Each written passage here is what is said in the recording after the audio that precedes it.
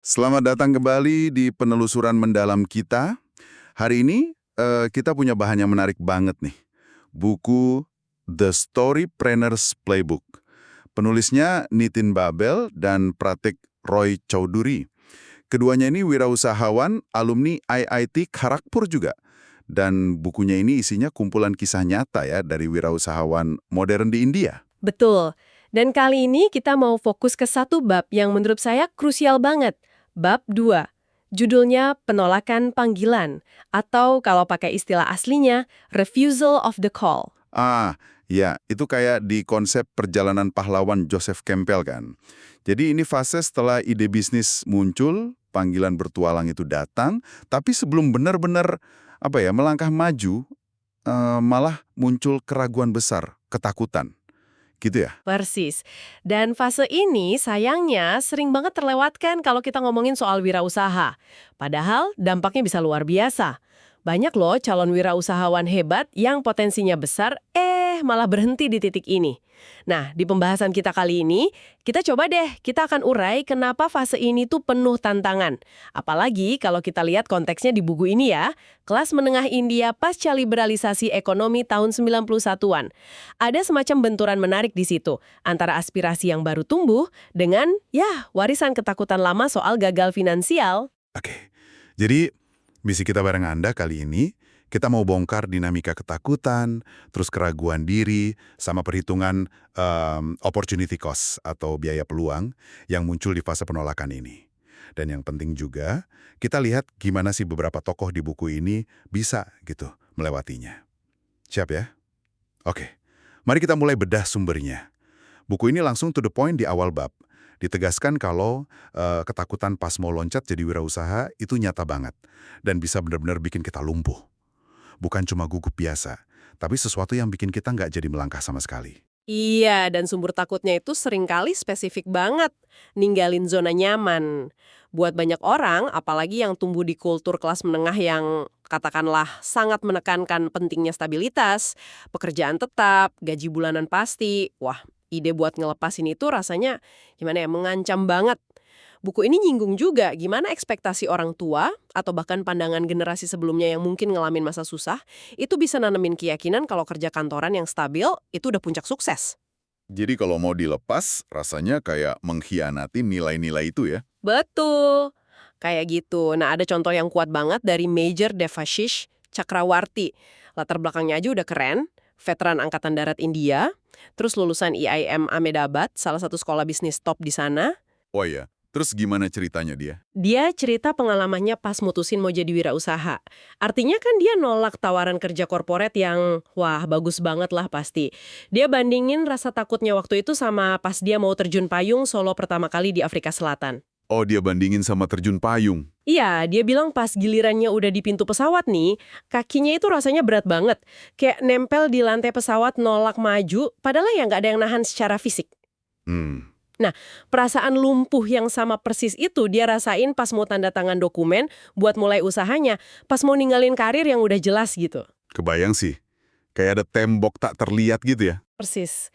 Awal di Devashish ini kuat banget karena nunjukin gimana takut itu nggak cuma di kepala, tapi bisa termanifestasi secara fisik, reaksi tubuh langsung. Dan yang menarik dari ceritanya, dia akhirnya bisa lompat dari pesawat itu karena ngelihat instruktur sama penerjun lain di sekitarnya tenang-tenang aja. Oh, jadi karena ada support system di situ ya. Nah itu dia, ini nunjukin pentingnya dukungan eksternal buat ngatasin rasa takut. Dan di konteks wirausahanya, dia ngaku kalau keberanian sama keyakinan co-foundernya yang lebih muda, itu jadi pendorong utama buat dia ngelewatin fase penolakan itu. Jadi pesannya buat kita mungkin kalau Anda merasakan ketakutan fisik kayak gitu pas mikirin lompatan besar, itu wajar. Dan cari dukungan itu penting banget ya. Entah dari mentor, teman, atau komunitas. Betul sekali, Anda nggak sendirian ngalamin itu. Oke. Nah, selain ketakutan yang tadi, yang rasanya lebih instinktif ya, buku ini juga ngebahas soal keraguan diri, self-doubt. Mereka bahkan nyebutnya viral, kayak virus gitu. Bisa nyebar cepet dan menginfeksi keyakinan kita sama kemampuan diri sendiri. Dan seringkali, akarnya itu dari tekanan sosial atau ekspektasi soal jalur hidup yang standar. Ini nyambung banget sama konsep yang disebut buku ini, mesin kelas menengah. Formulanya kan udah kita kenal lah ya. Belajar rajin, masuk sekolah top kayak IIT atau IIM, terus dapat kerjaan gaji gede di perusahaan multinasional. Pola ini, meskipun oke secara finansial, seringkali kurang ngasih ruang buat kita, eksplorasi diri. Buat nemuin beneran apa sih panggilan jiwa kita. Akibatnya? Akibatnya pas seseorang udah jalan di jalur sukses ini, tapi kok ngerasa ada yang kosong, ada yang nggak pas. Nah, muncul keraguan yang dalam. Ini beneran jalan yang gue pilih? Apa gue cuma ngikutin skenario orang lain aja ya? Kita lihat contohnya di kisah Samarth Mahajan. Dia ini pembuat film, bahkan karyanya menang penghargaan nasional di India. Prestasi besar itu. Wow. Dia awalnya ngikutin persis naskah sukses tadi. Lulus IIT, dapat kerjaan impian di kota favoritnya, Kolkata. Kelihatannya udah sukses banget kan? Iya, di atas kertas udah sempurna. Tapi setelah setahun kerja, dia malah ngerasa hampa. Pekerjaan itu nggak ngasih kepuasan batin. Dia ngerasa nggak connect. Bahkan hal sepele kayak kewajiban pakai baju formal tiap hari aja bikin dia ngerasa terkekang. Akhirnya dia sadar, pekerjaan impian ini ternyata bukan pekerjaan impian dia. Dia ngerasa kayak tersesat gitu, padahal sukses. Laman Samarth ini jadi kayaknya cermin yang kuat ya. Terutama buat Anda yang mungkin lagi ngejar target karir tertentu yang kelihatannya ideal banget di mata orang lain. Penting banget buat berhenti sejenak, terus nanya ke diri sendiri. Cita-cita yang lagi saya kejar ini beneran punya saya? Atau jangan-jangan saya cuma lagi ngejalanin ekspektasi orang tua, lingkungan, atau masyarakat aja? Jadi keraguan diri itu nggak selalu negatif ya? Justru itu, keraguan diri yang muncul kayak di kasus Samarth ini bukan tanda lemah. Malah bisa jadi sinyal berharga dari dalam diri kita yang minta kita buat, introspeksi lagi, validasi ulang arah hidup kita. Oke. Sekarang kita masuk ke bagian yang menurut saya ini nyantol banget dan relevan buat banyak orang. Terutama yang pernah mikir buat keluar dari kerjaan tetap. Buku ini ngebahas gimana ketakutan dan keraguan tadi itu nggak cuma soal perasaan, tapi ada dimensi finansialnya yang nyata banget. Mereka pakai istilah yang cerdas nih, cicilan biaya peluang, atau EMI of Opportunity Cost. Iya, EMI kan di India singkatan umum buat cicilan bulanan ya, Equated Monthly Installment. Betul. Istilah cicilan biaya peluang itu emang jitu banget sih. Karena yang lepasin kerjaan mapan itu bukan cuma hilang gaji. Implikasinya luas banget. Nyentuh gaya hidup yang mungkin udah jadi standar, atau bahkan impian keluarga kelas menengah. Bisa bayar cicilan rumah, mobil, biaya sekolah anak, mungkin juga mimpi bangunin rumah buat orang tua. Semua ini kan biaya peluang yang harus ditanggung pas milih jalan wirausaha yang ya pendapatannya nggak pasti di awal. Beban ini rasanya kayak cicilan bulanan yang ngehantuin terus. Nuntut pembayaran berupa pengorbanan dan ketidakpastian. Fanindra Sama, salah satu pendiri Redbus, itu platform tiket bus online yang sukses banget di India, dia ngerasain banget beban ini. Oh ya, pendiri Redbus ya? Iya. Ceritanya kan dimulai dari pengalaman dia sendiri yang frustasi ketinggalan bus. Terus muncul ide briliannya itu. Tapi setelah semangat awal, realita datang. Perusahaannya susah banget dapat pemasukan di bulan-bulan pertama. Nah, keraguan mulai nyiksa dia. Mulai goyah dia. Iya, ini ide gue beneran bagus nggak sih? Terus yang lebih parah, dia ngerasa bersalah udah nyesatin teman-temannya yang ikut gabung, yang ninggalin kerjaan mereka juga demi visi dia. Waduh, itu beban moralnya berat juga ya. Banget. Ditambah lagi tekanan dari luar. Komentar negatif kayak, bisnis agen bus itu mafia, mana bisa berhasil. Atau, lulusan BITS kok mainnya di industri ginian. Semua itu bikin dia sempat serius mikir buat nyerah aja, balik lagi ke jalur karir yang aman. Dilema Fani ini kayaknya nangkep banget inti dari fase penolakan buat banyak calon wirausahawan ya. Ada pergulatan di dalam diri antara takut gagal, baik personal maupun profesional, yang ditambahin lagi sama beban dari luar. Dari cicilan biaya peluang yang rasanya nyata dan berat banget. Belum lagi beban tanggung jawab ke orang-orang yang udah percaya sama dia, kayak co-founder atau keluarga. Rasanya kayak kejebak antara mimpi sama kalkulasi rasional yang bikin takut. Buku ini menekankan kalau pertarungan batin kayak gini tuh umum banget dan normal ya? Sangat normal. Oke, jadi setelah kita lihat berbagai bentuk ketakutan, keraguan, sama beban biaya peluang ini, pertanyaannya kan gimana dong cara melewatinya? Apa nih yang bisa kita pelajari dari para wirausahawan di buku ini yang berhasil nembus fase penolakan ini? Buku ini nyorot 2 strategi utama yang kayaknya efektif. Strategi pertama yang diangkat itu pendekatannya pragmatis banget. Plan your act and act your plan. Rencanakan tindakanmu dan bertindaklah sesuai rencanamu. Intinya sih ngelihat wirausaha itu bukan lari cepat yang impulsif, tapi maraton, butuh persiapan. Jadi perjalanannya bisa dimulai jauh sebelum perusahaannya berdiri gitu. Bisa banget. Perencanaan yang matang itu bisa jadi semacam, penangkal buat ketakutan akan ketidakpastian. Contohnya ada. Ada Ankit Jain, salah satu pendiri GDI Partners. Ini firma konsultan yang fokusnya ke dampak sosial. Ankit ini asalnya dari keluarga sederhana di kota kecil, tapi dia punya mimpi jangka panjang, jadi wirausaha sosial. Sadar sama keterbatasannya, dia nggak langsung nekat terjun.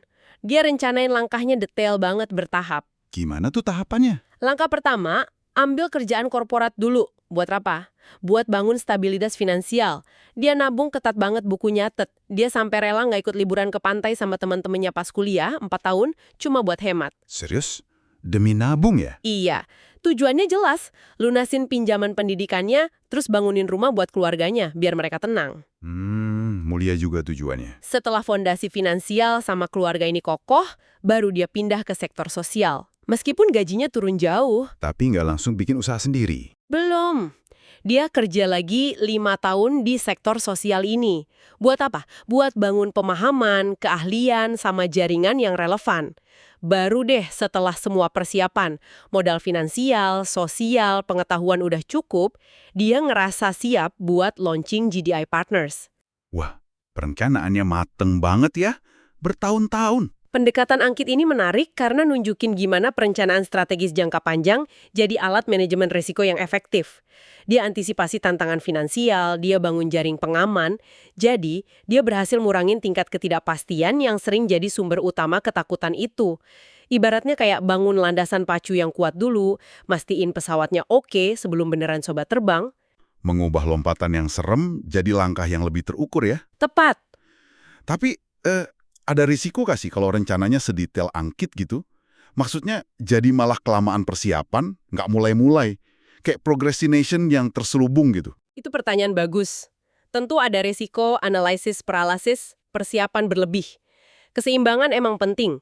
Tapi dalam konteks Ankit, dan mungkin banyak orang lain yang mulai dari sumber daya terbatas, perencanaan bertahap kayak gini justru bisa jadi satu-satunya cara realistis buat ngurangin risiko yang kegedean kalau ditanggung sekaligus. Ini bukan sekedar nunda, tapi emang sengaja bangun kapasitas dulu. Kuncinya, ya tetap pegang rencana buat bertindak pas syaratnya udah terpenuhi. Jangan malah nambah-nambahin syarat baru terus. Poin bagus. Oke, strategi kedua yang disorot buku ini buat ngelawan keraguan diri adalah Master your craft. Kuasai keahlian Anda. Intinya, bangun pede dari dalam dengan jadi ahli banget di bidang yang mau digeluti. Buku ini nyambunginya ke konsep penting founder market fit. Yang dari luar, PD yang datang dari kompetensi ini bisa jadi jangkar yang kuat. Contohnya siapa nih? Contoh yang luar biasa itu Sanggita Saksena. Beliau ini mendirikan portal berita khusus industri pertahanan, namanya Aviation and Defense Universe atau ADU. Oke. Dan yang bikin kaget, beliau mulainya di usia 50 tahun. Wah, di usia 50. Rintangannya pasti banyak dong. Bukan main banyaknya. Pertama, dia nggak punya modal gede buat bikin media cetak kayak tempat kerja lamanya. Kedua, dia gaptek banget soal digital, nggak ngerti cara bangun website. Ketiga, deadline peluncuran portalnya mepet banget karena dia pengen pas sama Hari Angkatan Udara India.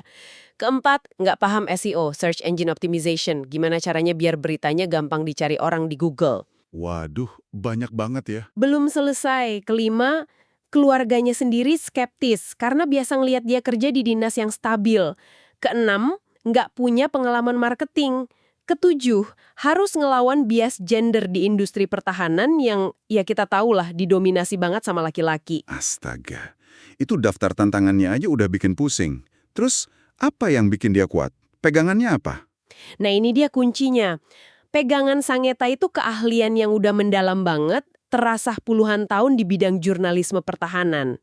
Dia tahu persis seluk-beluk industrinya, siapa aja pemainnya, isunya apa. Jadi domain ekspertisnya kuat banget ya? Kuat banget, dia punya keyakinan fundamental selama konten yang dia bikin itu berkualitas, akurat, relevan, dia pasti bisa bertahan. Ada kutikan menarik dari dia di buku ini, prinsip yang dia pegang kurang lebih bunyi gini, Kalau kamu dikasih mandat buat jalanin koran gede sekelas Times of India, tapi kamu nggak nguasain bidang liputanmu, koran itu mungkin nggak bakal tahan lama. Hmm, Tapi sebaliknya, kalau kamu cuma dikasih modal kecil, anggaplah Rp10.000, tapi kamu bener-bener nguasain bidangmu, kamu bisa bikin keajaiban dengan modal sekecil itu. keren banget prinsipnya. Kisah Sangeta ini bener-bener ngasih perspektif yang kuat ya. Ini nunjukin kalau core expertise, keahlian inti kita, itu bisa jadi perisai paling ampuh ngelawan keraguan dari dalam maupun tantangan dari luar. Pas kita tahu kita beneran nguasain bahan baku bisnis kita, entah itu produk, layanan, atau konten, rasa takut sama aspek lain yang belum kita kuasain, kayak teknologi, marketing, dan lain-lain, jadi lebih bisa di-manage. Karena kita tahu kita punya fondasi yang kuat buat dibangun ya. Persis, PD yang muncul dari penguasaan kayak gini tuh susah digoyahin. Jadi dari penelusuran kita di bab 2 The Storypreneurs Playbook ini, jelas banget ya kalau fase penolakan panggilan ini bukan hal aneh.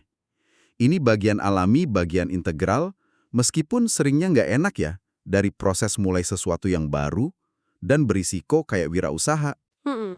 Ketakutan yang sampai kerasa fisik, keraguan diri yang kayak virus, sampai beban nyata dari biaya peluang, semua itu pengalaman valid yang dihadapi banyak orang. Benar sekali.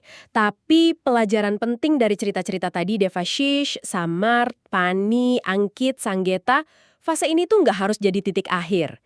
Ini cuma ambang batas yang bisa dilewati. Caranya mungkin beda-beda ya buat tiap orang. Bisa jadi kuncinya di dukungan kayak Devashish, atau lewat introspeksi mendalam buat nemuin panggilan asli kayak Samar. Atau perencanaan matang kayak Angkit. Betul.